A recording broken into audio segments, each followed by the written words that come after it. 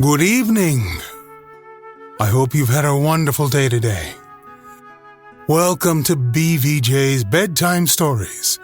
My name is Big Voice J, and this is a show where we get you ready for a great night's sleep with some old familiar stories that you haven't heard in a while. Links to every story can be found in the show notes at our website, bedtimewithbvj.com. Tonight, we continue our story. The story of Aladdin, or The Wonderful Lamp, by Arabian Nights. The next day, the magician learned from the chief superintendent of the Khan, where he lodged, that Aladdin had gone on a hunting expedition which was to last for 8 days, of which only 3 had expired. The magician wanted to know no more. He resolved at once on his plans. He went to a coppersmith and asked for a dozen copper lamps. The master of the shop told him he had not so many by him, but if he would have patience till the next day, he would have them ready. The magician appointed his time and desired him to take care that they should be handsome and well polished.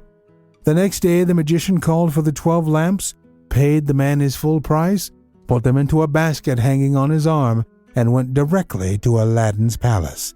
As he approached, he began crying, "Who will exchange old lamps for new?" And as he went along, a crowd of children collected, who hooted and thought him, as did all who chanced to be passing by, a madman or a fool to offer to exchange new lamps for old. The African magician regarded not their scoffs, hootings, or all they could say to him, but still continued crying, "Who will exchange old lamps for new?"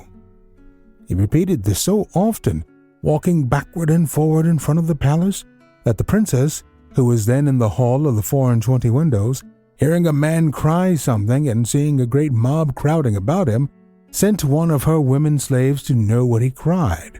The slave returned, laughing so heartily that the princess rebuked her. "Madam," answered the slave, laughing still, "who can forbear laughing to see an old man with a basket on his arm full of fine new lamps asking to exchange them for old ones? The children and mob crowding about him so that he can hardly stir make all the noise they can in derision of him." Another female slave, hearing this, said, "Now you speak of lamps, I know not whether the princess may have observed it, but there is an old one upon a shelf of the Prince Aladdin's robing room, and whoever owns it will not be sorry to find a new one in its stead. If the princess chooses, she may have the pleasure of trying if this old man is so silly as to give a new lamp for an old one without taking anything for the exchange." The princess, who knew not the value of the lamp and the interest that Aladdin had to keep it safe, entered into the pleasantry and commanded a slave to take it and make the exchange. The slave obeyed, went out of the hall, and no sooner got to the palace gates than he saw the African magician, called to him, and showing him the old lamp, said, "Give me a new lamp for this." The magician never doubted but this was the lamp he wanted. There could be no other such in this palace, where every utensil was gold or silver. He snatched it eagerly out of the slave's hand, and thrusting it as far as he could into his breast, offered him his basket and bade him choose which he liked best. The slave picked out one and carried it to the princess, but the change was no sooner made than the place rang with the shouts of the children, deriding the magician's folly.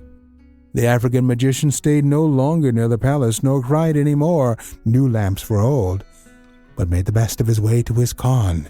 His end was assured. His end was answered, and by his silence he got rid of the children and the mob. As soon as he was out of sight of the 2 palaces, he hastened down the least frequented streets. Having no more occasion for his lamps or basket, he sat all down in a spot where nobody saw him. Then, going down another street or 2, he walked till he came to one of the city gates, and pursuing his way through the suburbs, which were very extensive, at length he reached a lonely spot, where he stopped till the darkness of the night, as the most suitable time for the design he had in contemplation. When it became quite dark, he pulled the lamp out of his breast and rubbed it. At that summons the genie appeared and said, "What wouldst thou have? I am ready to obey thee as thy slave." and the slave of all those who have that lamp in their hands, both I and the other slaves of the lamp."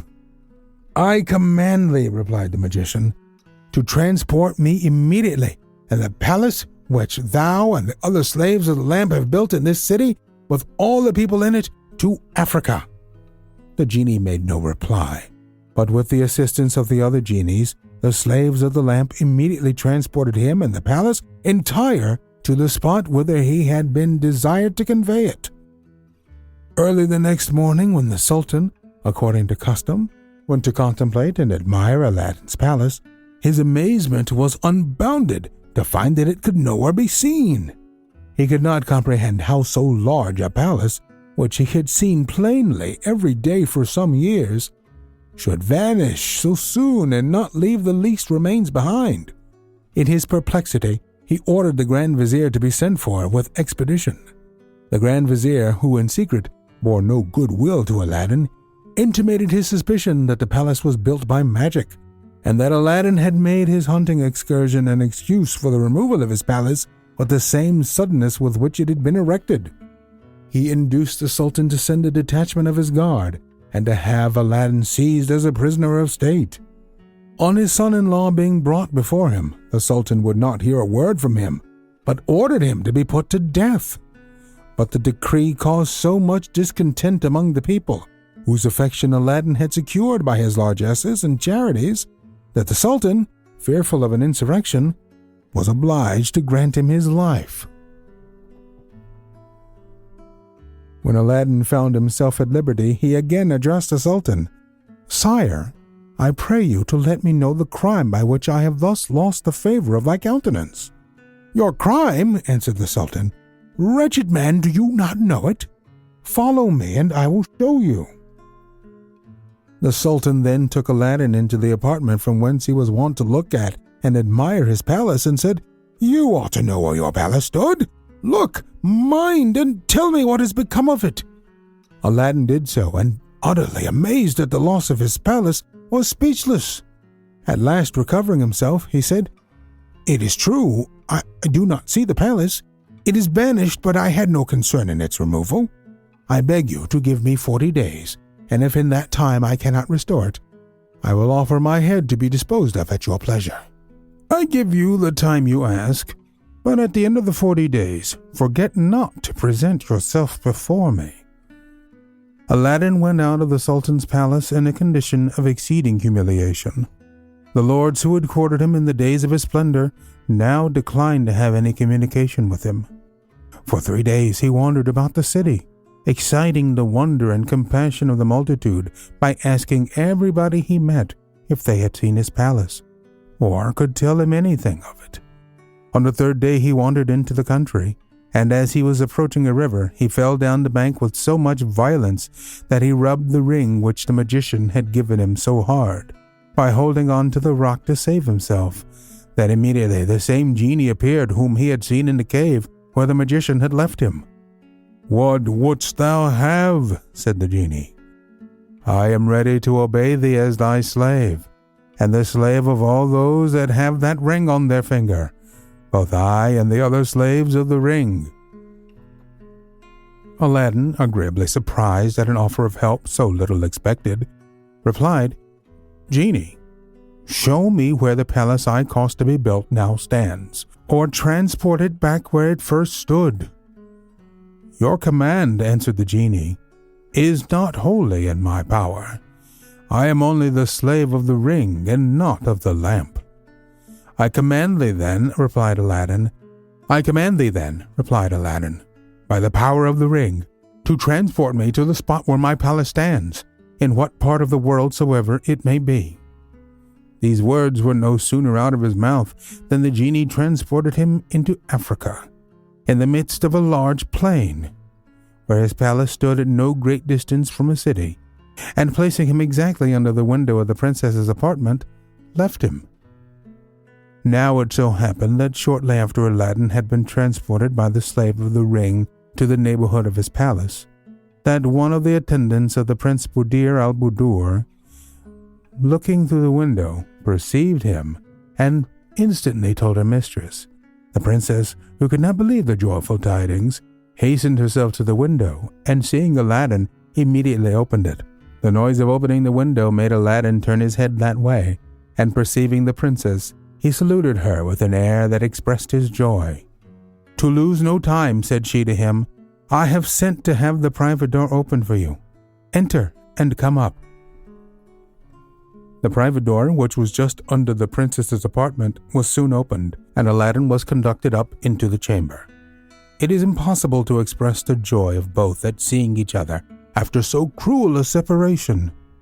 After embracing and shedding tears of joy, they sat down, and Aladdin said, "I beg of you, princess, to tell me what has become of an old lamp which stood upon a shelf in my robing chamber." "Alas," answered the princess, "I was afraid our misfortune might be owing to that lamp, and what grieves me most is that I have been the cause of it. I was foolish enough to exchange the old lamp for a new one, and the next morning I found myself in this unknown country, which I am told is Africa." "Princess," said Aladdin, interrupting her, "you have explained all by telling me we are in Africa. I desire you only to tell me if you know where the old lamp now is." "The African magician carries it carefully wrapped up in his bosom," said the princess, "and this I can assure you, because he pulled it out before me and showed it to me in triumph."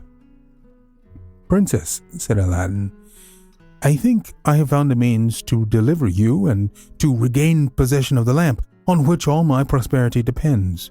To execute this design, it is necessary for me to go to the town. I shall return by noon, and will then tell you what must be done by you to ensure success. In the meantime, I shall disguise myself, and I beg that the private door may be opened at the first knock." When Aladdin was out of the palace, he looked round him on all sides, and perceiving a peasant going into the country, he hastened after him. When he had overtaken him, he made a proposal to him to change clothes, which the man agreed to. When they had made the exchange, the countryman went about his business, and Aladdin entered the neighboring city. After traversing several streets, he came to that part of the town where the merchants and artisans had their particular streets according to their trades. He went into that of the druggists, and entering one of the largest and best furnished shops, asked the druggist if he had a certain powder which he named. The druggist, judging Aladdin by his habit to be very poor, told him he had it, but that it was very dear. Upon which Aladdin, penetrating his thoughts, pulled out his purse, and showing him some gold, asked for half a dram of the powder, which the druggist weighed and gave him, telling him the price was a piece of gold. Aladdin put the money into his hand and hastened to the palace, which he entered at once by the private door. When he came into the princess's apartment, he said to her, "Princess, you must take your part in the scheme which I propose for our deliverance. You must overcome your aversion for the magician and assume a most friendly manner toward him, and ask him to oblige you by partaking of an entertainment in your apartments. Before he leaves, ask him to exchange cups with you, which he, gratified at the honor you do him, will gladly do, when you must give him the cup containing this powder. On drinking it, he will instantly fall asleep, and we will obtain the lamp, whose slaves will do all our bidding, and restore us and the palace to the capital of China." The princess obeyed to the utmost her husband's instructions. She assumed a look of pleasure on the next visit of the magician, and asked him to an entertainment, which he most willingly accepted. At the close of the evening, during which the princess had tried all she could to please him, she asked him to exchange cups with her, and giving the signal, had the drugged cup brought to her, which she gave to the magician. Out of compliment to the princess, he drank it to the very last drop when he fell back onto the sofa. The princess, in anticipation of the success of her scheme, had so placed her women from the great hall to the foot of the staircase that the word was no sooner given that the African magician was fallen backward, that the door was opened and Aladdin admitted to the hall. The princess rose from her seat and ran, overjoyed, to embrace him, but he stopped her and said, "Princess, retire to your apartment, and let me be left alone, while I endeavor to transport you back to China as speedily as you were brought from thence."